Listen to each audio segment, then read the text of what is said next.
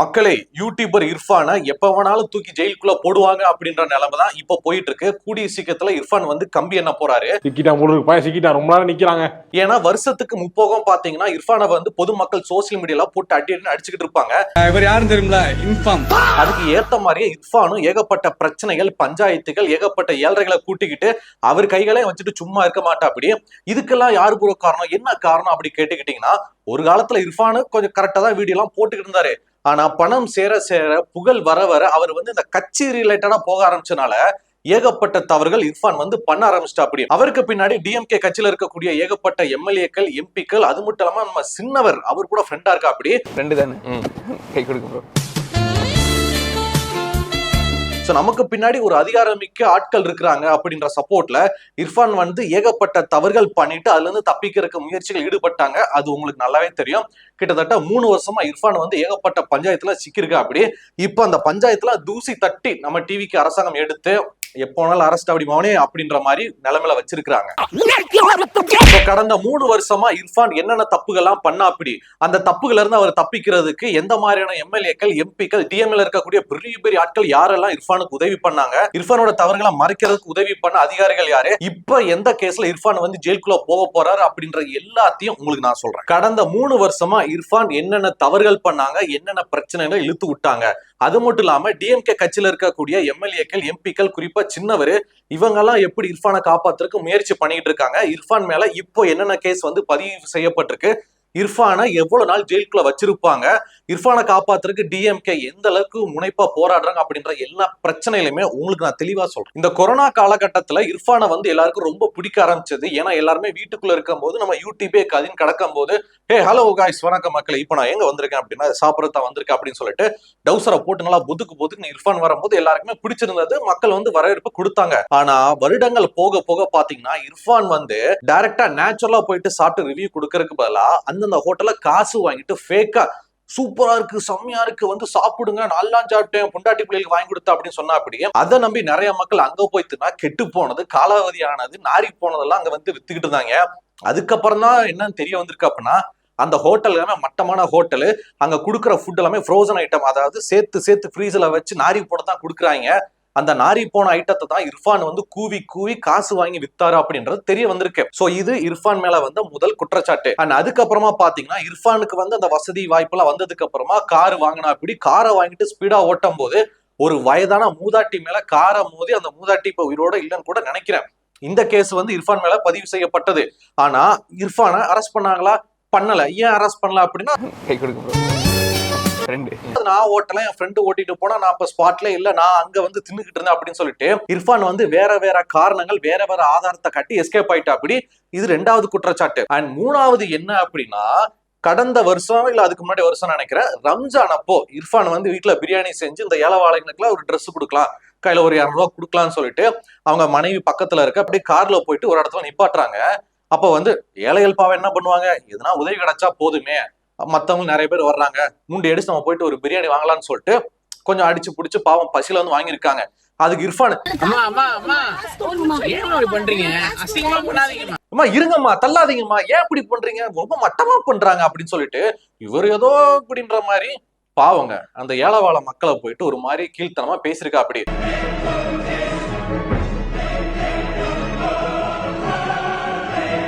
அவ்வளவு நல்லது பண்றவன் நீ என்ன பண்ணணும், கரெக்டா காரை போயிட்டு நிப்பாட்டி எல்லாரும் இருங்கன்னு சொல்லிட்டு நிக்க வச்சு இவன் வெளியில இறங்கி இவன் அப்படியே பின்னாடி போயிட்டு டிக்கி இருக்கு பாத்தீங்களா, பின்னாடி டிக்கியை திறந்து அந்த இடத்துல எல்லாத்தையும் அடிக்க வச்சு வரிசையா வாங்கன்னு சொல்லிட்டு எடுத்து கொடுக்கணும். சோ இறங்குறதுக்கு மேல் வலிச்ச கறி வலிச்ச உனக்கு நீ காருக்குள்ளே உட்காந்துட்டு இடிக்காதீங்கம்மா, தள்ளாதீங்கம்மா, ஒய்ஃப் இருக்காங்களா அப்படின்னு சொல்லிட்டு பேசுறதுக்கு உனக்கு என்ன தகுதி இருக்கு அப்படின்னு சொல்லிட்டு சோசியல் மீடியால அடி நடிச்சாங்க. இது வந்து ஒரு 4வது ஒரு குற்றச்சாட்டு. இது எல்லாத்தையும் கூட மன்னிச்சலாம் ஓரளவுக்கு, சரி போய் தொலை அப்படின்னு சொல்லிட்டு. ஆனா முக்கியமா கொடூரமான ஒரு விஷயத்த பண்ணிருக்கான் இர்ஃபான். அது என்ன அப்படின்னா, அவன் நேரா துபாய்க்கு போயிட்டு அங்க ஒய்ஃப் வந்து பிரெக்னன்சியா இருக்கும்போது அவங்க வயிற்றுக்குள்ள இருக்கிற கருவோட பாலினம் என்ன அப்படின்றத அங்க போயிட்டு செக் பண்ணிட்டு யூடியூப்ல அப்லோட் பண்ணிருக்காரு. இதுல என்ன ப்ரோ இருக்கு அப்படின்னு சொல்லிட்டு நீங்க கேட்கலாம். நம்ம இந்திய நாட்டு சட்டப்படி ஒரு கர்ப்பிணி பெண்ணோட கருவுல இருக்கக்கூடிய அந்த பாலினம் என்னன்னு சொல்லிட்டு தெரிஞ்சுக்க கூடாது, அது தப்பு. ஏன்னா ஒரு காலகட்டத்தை பொறுத்த வரைக்கும் நம்ம இந்தியாவில பெண் வயிற்றுல இருக்கிறாங்க தெரிஞ்சிட்டாலே கள்ளிப்பழம் ஊத்தி, அதுவும் பெத்ததுக்கு அப்புறம் பெண் அப்படின்னால அதையும் சோழியை முடிக்கிற பழக்கம் வந்து காலங்காலமா இருந்துச்சு. அதுக்கப்புறம் நிறைய தலைவர்கள் போராடி பெண் முக்கியம், நாட்டுக்கு அவங்க தான் முன்னேற்றத்தை கொண்டு வருவாங்க, பெண் பிள்ளைகள் முக்கியமே சொன்னதுக்கு அப்புறம் தான் இப்ப வந்து நிறைய பேர் சாந்தமா ஆயிட்டாங்க. இன்னமும் ஊர் பக்கம் பாத்தீங்கன்னா பெண் பிள்ளைகளை ஏதோ ஒரு வகையில பொம்பளை பிள்ளையா எப்படி படிக்க வைக்க, எப்படி கட்டி கொடுத்து நகநட்டு போட்டு அந்த பிள்ளைக்கு ஒரு வாழ்க்கை ஏற்படுத்தி கொடுக்கன்னு சொல்லிட்டு கவலைப்படுத்தான் இருக்கிறாங்க. சோ இதுக்காக அந்த சட்டம் கொண்டு வந்தது. சோ இர்ஃபானால இங்க தெரிஞ்சுக்க முடியாத அப்படின்றத புரிஞ்சுக்கிட்டு நேரா துபாயில போயிட்டு அங்க போயிட்டு பாலினத்தை தெரிஞ்சிருக்காங்க. துபாயை பொறுத்த வரைக்கும் யாரு வேணாலும் காசு கொடுத்து ஒரு ஹாஸ்பிட்டல்ல போயிட்டு வயிற்றுக்குள்ள இருக்கிற குழந்தை ஆனா பெண்ணான்னு சொல்லிட்டு கண்டுபிடிக்கலாம். அது அங்கோட முடிஞ்சு போச்சு.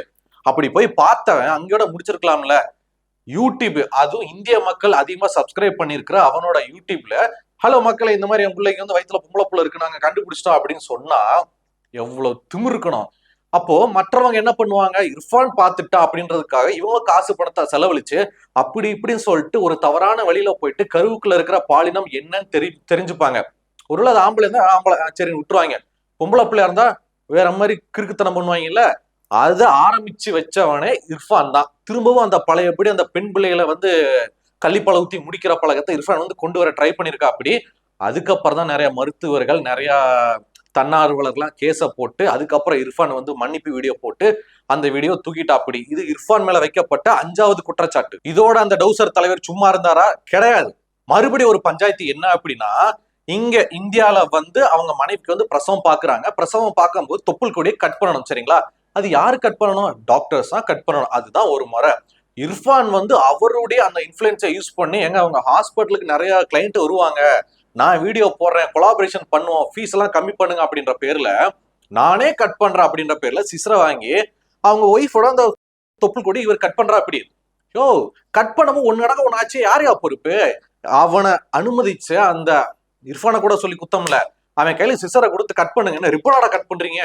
அந்த ஹாஸ்பிட்டல் நிர்வாகத்து மேலதான் தப்பு. அதுலயும் கேஸ் போட்டாங்க. அதுக்கு இர்ஃபான் மன்னிப்பு போட்டு அந்த வீடியோவும் தூக்கிட்டா. அப்படி இது வந்து 6வது குற்றச்சாட்டு. அடுத்ததா முக்கியமான பிரியாணி ஸ்கேம். இர்ஃபான் வந்து என்னமோ ஏழை எளிய மக்களுக்கு நான் வந்து பிரியாணி செஞ்சு கொடுக்க போறேன் அப்படின்ற மாதிரி ஒரு பில்டப்பை விட்டு மட்டன் பிரியாணி ஒரு 4-5 பேர் சாப்பிடுற மாதிரி ஒரு மட்டன் பிரியாணி இத்தனை கேஜி இருக்கும், இவ்வளவு 1000 சொல்லிட்டு ஒரு கணக்கு பண்ணி கொடுத்தா. அப்படி ஆனா இந்த வடிவேல் படத்துல ஆஹா பேப்பர் பண்டலு அப்படின்ற மாதிரி உள்ளுக்குள்ள பீஸ் ஒண்ணுமே இல்லைங்க. பிரியாணி அந்த அளவுக்கு அப்படியே வேற லெவல்லாம் கிடையாது. நார்மலா ரோட்டுகளை பிரியாணி எப்படி இருக்கும் அதே டேஸ்ட் தான். ஸோ குவாலிட்டி கம்மி, குவான்டிட்டியும் கம்மி. அதுக்கு 4000க்கு மேல சார்ஜ் பண்ணி இர்ஃபான் வந்து நல்லா லாபம் பார்த்திருக்கா. அப்படி ஸோ இந்த மாதிரி இர்ஃபான் வந்து ஸ்கேம் பண்றான். இர்ஃபானோடைய அந்த இன்ஃபுளுன்ஸை வச்சு பெரிய சப்ஸ்கிரைபர், நான் பிரியாணி செஞ்சு கொடுத்த எல்லாம் நல்லா திம்பாங்கன்ற மாதிரி ஸ்கேம் பண்ணி நல்லா பணம் பார்த்திருக்கா. அப்படின்னு சொல்லிட்டு ஒரு ஸ்கேம், அந்த ஒரு குற்றச்சாட்டு முன்வைக்கப்பட்டது. பிரியாணி விஷயத்துல இர்ஃபான் ஸ்கேம் பண்ணாரு அப்படின்றத ஒரு பிரபல யூடியூபர் தான் அவருடைய பிரியாணியை காசு கொடுத்து வாங்கி இம்மாந்தாண்டி பக்கெட்டை திறந்து பார்த்தா அதுல வந்து 3/4 பிரியாணி இருக்கு. சரின்னு சொல்லிட்டு கொட்டி பார்த்தா 4-5 பீஸ் மட்டும் தான் அங்க தேடி பார்த்தா தான் கிடைக்குது. ஸோ டேஸ்ட்டும் அந்த அளவுக்கு நல்லா இல்லைன்னு சொல்லிட்டு அவரே சாப்பிட்டு வந்து சொல்லியிருப்பாரு.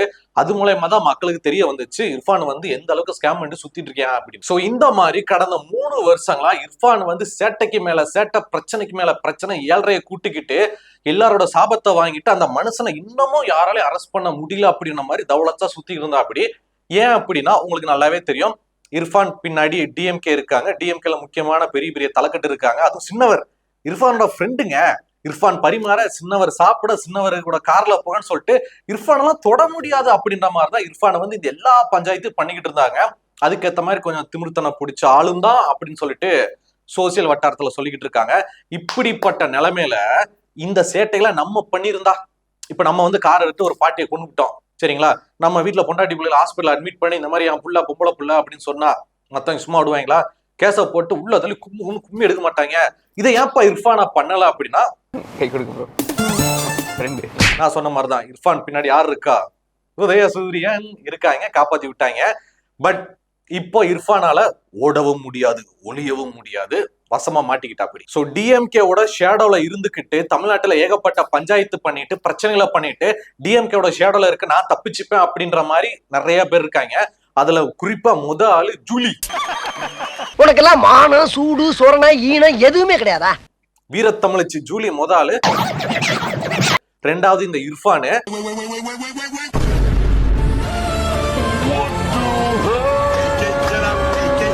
இப்ப வந்து ஆட்சி மாறிடுச்சு, டிவிக்கே வந்துட்டாங்க. இவங்க 2 பேரும் மேலே கழுவு போற மாதிரி வச்சுட்டாங்க.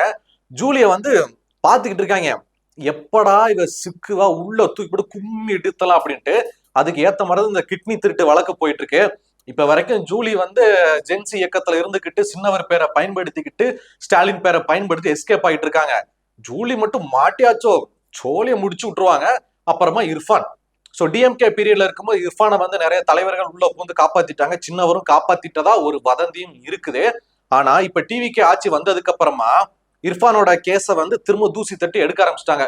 இர்ஃபான் என்ன பண்ணா, டிஎம்கே சொம்படிச்சாம்ல, காட்டுங்க, தொப்புள் கொடி கட் பண்ணனா பஞ்சாயத்து, பாலினத்தை கண்டறிஞ்சா பஞ்சாயத்து, அந்த பாட்டி மேல காரை எத்துனாம்ல பஞ்சாயத்து, கேஸ் எடுங்க போடுங்க, இர்ஃபான் உள்ள தள்ளுங்க அப்படின்னு சொல்லிட்டு இர்ஃபானை கைது பண்ணி ஜெயிலுக்குள்ள வச்சு கும்மி எடுக்கிறதுக்கான வேலைகளை வந்து ஸ்டார்ட் பண்ணிக்கிட்டு இருக்காங்க இந்த கவர்மெண்ட். பாலா ப்ரோ, நீங்க வந்து பொறாமல பேசிக்கிட்டு இருக்கீங்க. இர்ஃபான் வந்து நல்லா சாப்பிட்டு வீடியோ போட்டு நல்லா சம்பாதிக்கிறாரு, பணக்கார ஆயிட்டாரு. அவர் அந்த பணத்தை பயன்படுத்தி வெளிநாட்டுக்கு போயிட்டு துபாயில போயிட்டு பாலினத்தை கண்டறிஞ்சு சொன்னாரு. இதுல என்னங்க தப்பு? பணம் இருக்கிற யார் வேணாலும் பண்ணலாம்ல, உங்களுக்கு என்ன பொறாமையா அப்படி சொல்லிட்டு சில பேர் தூக்கிட்டு வரலாம். அதாவது துபாயில போயிட்டு பணம் கட்டி அங்க வந்து பாலினத்தை நீங்க தெரிஞ்சுக்கிட்டீங்க, சரி ஓகே, மூடிட்டு அங்கே இருக்கணும்ல. ஆனா இந்திய நாட்டு சட்டம்னு ஒண்ணு இருக்கு பாத்தீங்களா, அந்த சட்டத்தை மீற விதமா இங்க வந்து நான் துபாயில போயிட்டு கண்டுபிடிச்சிட்டேன்ப்பா, என் பொண்டாட்டி வயிற்றுல இருக்கிற பொம்பளை புள்ள அப்படின்னு சொன்னா அது தப்பு தானே. அப்ப இர்ஃபான் பண்ற தவறுகளுக்கு தண்டனை கிடைக்கல அப்படின்ட்டா இந்த இந்தியால இருக்கக்கூடிய, குறிப்பா தமிழ்நாட்டுல இருக்கிற பெரிய பெரிய பணக்காரங்க இதேத்தானே பண்ணுவாங்க. அங்க போயிட்டு தெரிஞ்சுட்டு வரும்போது சட்டத்துக்கு என்னையா மரியாதை? ஒரு விஷயம் நல்லா கேட்டுக்கோங்க, பல நாள் திருட ஒரு நாள் வசமா அகப்படுவான். இர்ஃபான் மாதிரி தமிழ்நாட்டுல இன்னமும் நிறைய பேர் இருக்காங்க. எனக்கு சேகர் பாபு தெரியும், எனக்கு வந்து உதயநிதியை தெரியும், சின்னவர் தெரியும், இன்ப நீதியோட கிளாஸ்மேட்டு, டிஎம்கே எனக்கு பெரிய பெரிய கட்சி ஆளுங்கலாம் பழக்கம் இருக்கு, இந்த கவுன்சிலர் நம்ம தெரிஞ்சவர் தான். இந்த மாதிரி வச்சுக்கிட்டு கை கொடுக்க ப்ரோ. ஏகப்பட்ட சேட்டைகளை பண்ணிக்கிட்டு டிஎம்கே பீரியட்ல ஏகப்பட்ட தவறுகள் பண்ணி அதுல இருந்து தப்பிக்கிறதுக்காக முன்னாடி டிஎம்கே எனக்கு முன்னாடி இருக்கு அப்படின்றத காட்டிக்கிட்டு ஒளிஞ்சுக்கிட்டே எல்லா நேரமும் இருக்க முடியாது. சரிங்களா? ஒரு நேரம் போற ஒரு நேரம் இருக்காது. எல்லா தவறுகள் பண்ணவன் ஒரு நாள் கண்டிப்பா மாட்டியே தீருவான், அதுக்கு தண்டனை கண்டிப்பா கிடைக்கும். சோ அந்த மாதிரிதான் கடந்த 3 வருஷமாக என்ன பண்ண போறா, சின்னவர் என் ஃப்ரெண்டுங்க, சாப்பாடெல்லாம் பரிமாறுறேன் அப்படின்னு சொல்லிட்டு இர்ஃபான் பண்ண எல்லா தவறுகளுக்கும் சேர்த்து இப்ப வந்து கேஸ் ஃபைல் பண்ண ஆரம்பிச்சுட்டாங்க. கூடிய விரைவில் இர்ஃபான் வந்து கம்பி என்ன போகிறார் அப்படின்றதான் முக்கியமான ஹாட் நியூஸ்.